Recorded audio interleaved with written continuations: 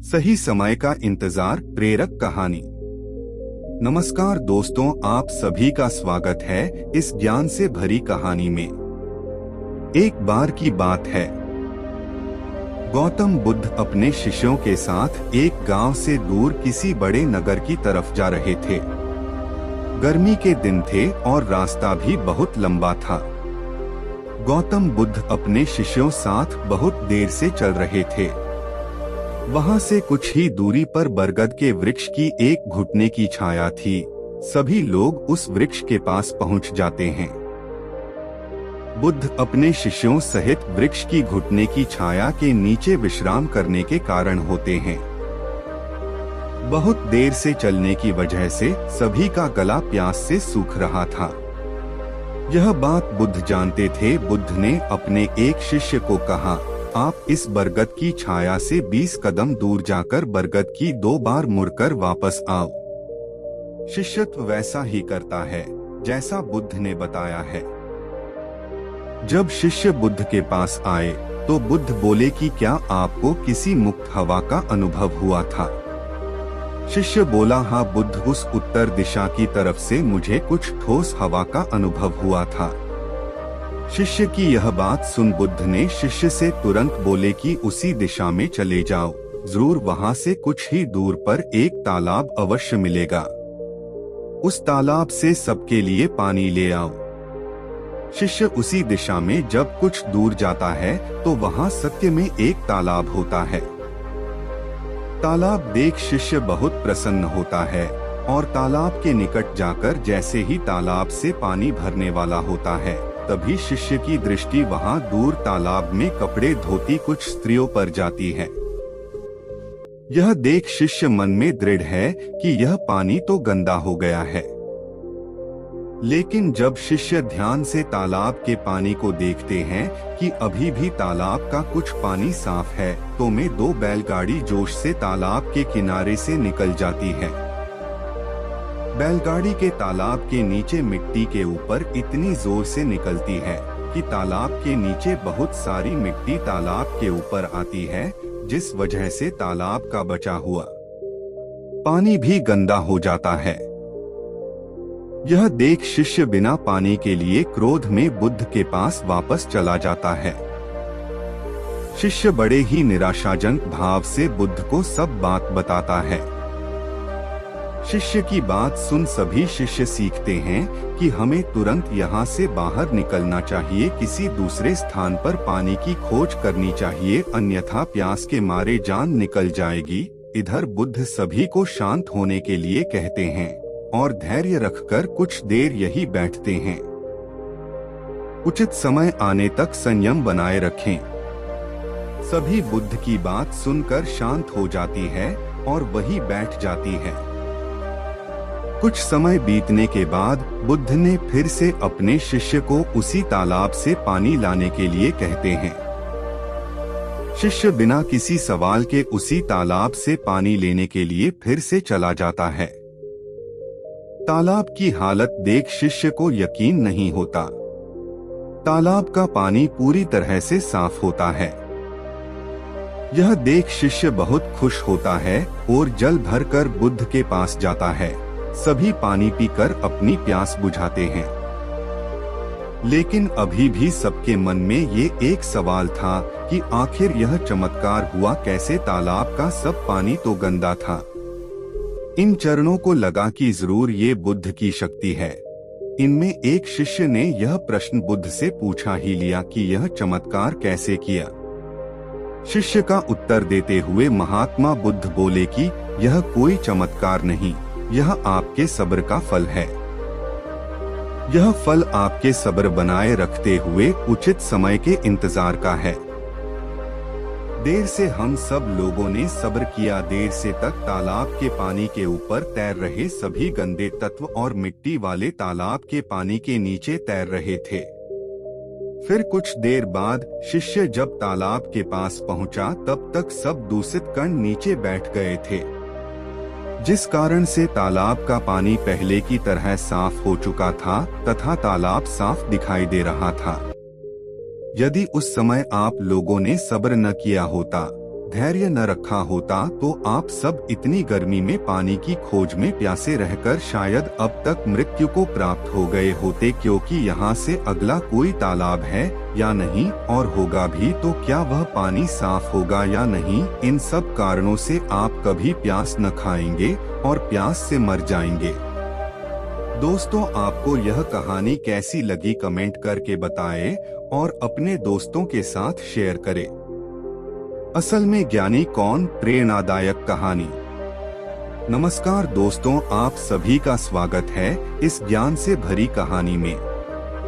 एक समय की बात है, मिश्रा जी के यहाँ पहला लड़का हुआ तो पत्नी ने कहा, बच्चे को गुरुकुल में शिक्षा दिलवाते हैं। मैं सोच रही हूँ कि गुरुकुल में शिक्षा देकर उसे धर्म ज्ञाता पंडित योगी बनाऊंगी। संतोष जी ने पत्नी से कहा, पंडित पूर्ण योगी बनाकर इसे भूखा मरना है क्या? मैं इसे बड़ा नायक बनाऊंगा ताकि दुनिया में एक कामयाब इंसान बनूं। संतोष जी सरकारी बैंक में मैनेजर के पद पर थे। पत्नी धार्मिक थी और इच्छा थी कि पुत्र पंडित पूर्ण योगी बने, परंतु संतोष जी नहीं माने। दूसरा लड़का हुआ, पत्नी ने जिद की, संतोष जी इस बार भी ना माने। तीसरा लड़का हुआ, पत्नी ने फिर जिद की, लेकिन संतोष जी एक ही रट लगाते रहे, कहाँ से खाएगा, कैसे बताएगा, और नहीं माने। चौथा लड़का हुआ, इस बार पत्नी की जिद के आगे संतोष जी हार गए और अंततः उन्होंने गुरुकुल में शिक्षा दीक्षा दिलवाने के लिए वही भेज दिया।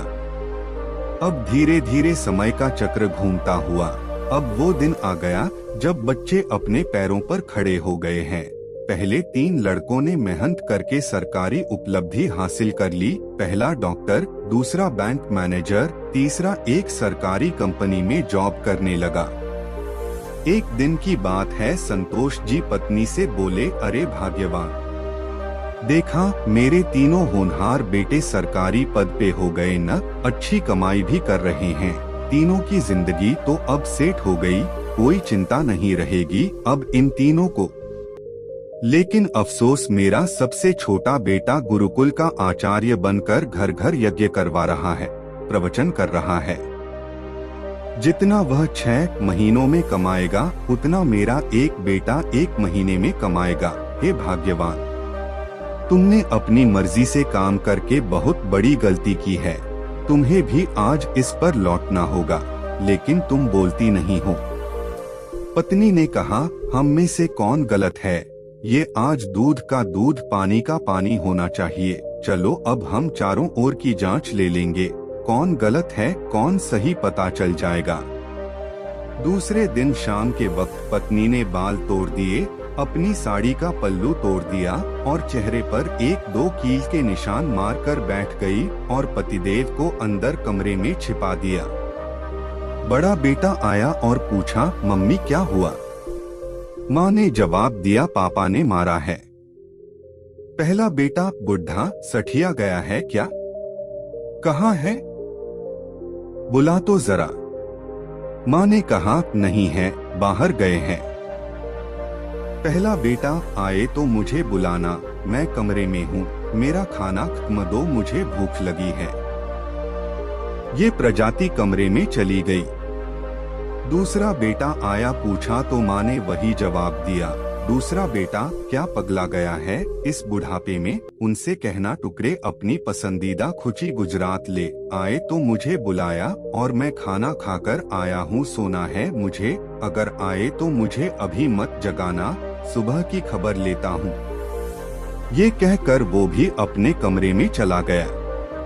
तीसरे बेटे ने पूछा तो आग बबूला हो गया, इस बुढ़ापे में अपनी औलादों के हाथ से जूते खाने वाले काम कर रहे हैं। यह तो मर्यादा की सारी हदें पार कर चुकी है। यह कर वह भी अपने कमरे में चला गया। संतोष जी अंदर बैठे बैठे सारी बातें सुन रहे थे।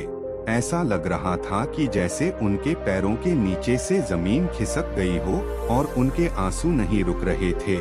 जिस तरह इन बच्चों के लिए दिन रात मेहनत करके पाला पोसा, वे बड़े आदमी ने बनाया, कई झूठे को मैंने आंखें करके आगे देखा।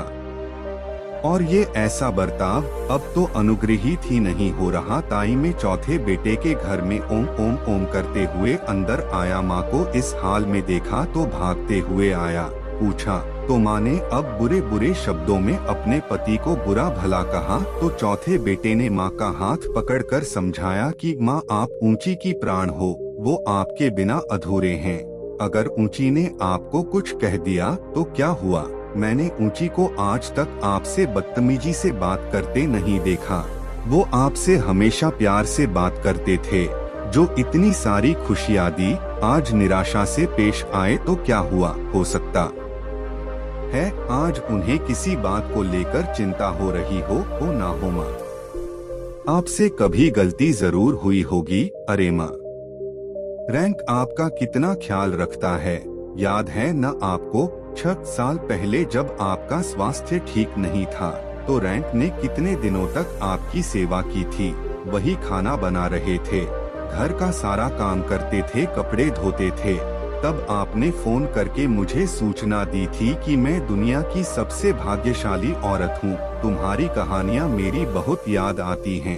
इतनी देर तक सुनते ही बेटे को गले लगाकर फफक कर रोने लगी। संतोष जी आंखों में आंसू लिए सामने खड़े थे। अब बताइए, क्या तू मेरे फैसले पर? पत्नी ने संतोष जी से पूछा। संतोष जी ने तुरंत अपने पुत्र को गले लगा लिया। संतोष जी की धर्म पत्नी ने कहा, ये शिक्षा इंग्लिश मध्यम स्कूलों में नहीं दी जाती। माँ बाप से कैसे पेश आना है, उनकी सेवा कैसे करनी है, ये तो गुरुकुल ही सिखा सकते हैं, जहाँ वेद, गीता, रामायण जैसे ग्रंथ पढ़ाए जाते हैं, संस्कार दिए जाते हैं। अब संतोष जी को एहसास हुआ, जिन बच्चों पर लाखों खर्च करके डिग्रियां ऊपर वे सब जाली निकले। असल में ज्ञानी तो वो सब बच्चा है जो जमीन पर बैठकर पढ़ा है। मैं कितना बड़ा नासमझ था। फिर दिल से एक आवाज निकलती है, काश मैंने चारों पुत्रों को गुरुकुल में शिक्षा दीक्षा दी होती। मातृमान पितृमान आचार्यवान पुरुषो वेद।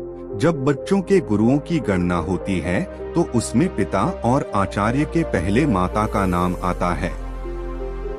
दोस्तों, आपको यह कहानी कैसी लगी कमेंट करके बताएं और अपने दोस्तों के साथ शेयर करें।